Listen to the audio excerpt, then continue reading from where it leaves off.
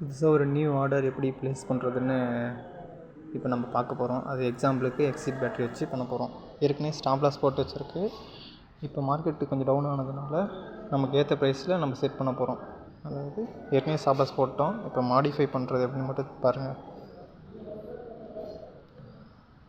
அந்த மாடிஃபைன் ஆப்ஷனை டச் பண்ணிட்டு அதுக்கப்புறம் உள்ளே போயிட்டு நீங்கள் எத்தனை குவான்டிட்டி போடுறீங்க, எந்த ப்ரைஸ் போடுறீங்க அப்படின்னு சொல்லிட்டு செட் பண்ணிவிட்டு அடுத்தது என்ன பண்ணுறீங்க அப்படின்னா, கீழே ப்ளூ கலர் இருக்கிற சிம்பிள் ஏரோ மார்க் இருக்கிறத நீங்கள் டச் பண்ணி விடணும். இழுத்து விட்டிங்கன்னா போதும், அது கரெக்டாக வந்துடும்.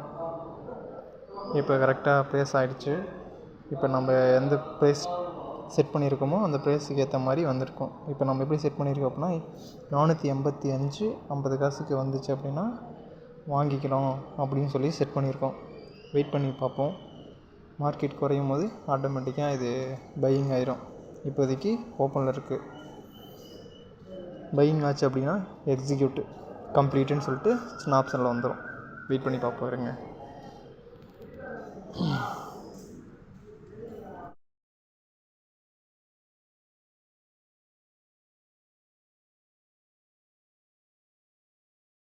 இப்போ பார்த்தீங்கன்னா இப்போ இன்னும் நம்ம ப்ரைஸுக்கு இன்னும் வரல. வெயிட் பண்ணி பார்ப்போம். வெயிட் பண்ணுவோம்.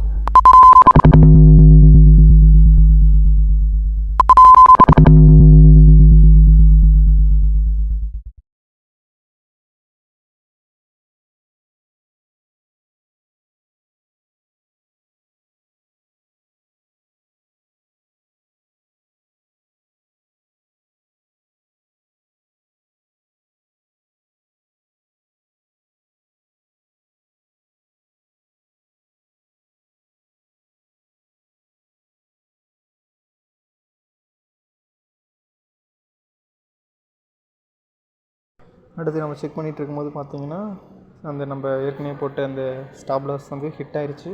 ஹிட் ஆனதுனால எக்ஸிட் வந்து நம்ம நினச்ச அமௌண்ட்டுக்கு வாங்க போகிறோம். பாருங்கள், அந்த கம்ப்ளீட்டுன்னு ஒரு ஆப்ஷன் வந்திருக்கு. இந்த ஆப்ஷன் வந்தால் மட்டும்தான் அதை வாங்கியிருக்கீங்கன்னு ஒரு கன்ஃபர்மேஷன் ஆகும். அது கன்ஃபார்ம் ஆனதுச்சுன்னா நீங்கள் போர்ட்ஃபோலியோவில் போய்ட்டு இன்னைய டேட்டில் பார்த்தீங்கன்னா அது இருக்கும்.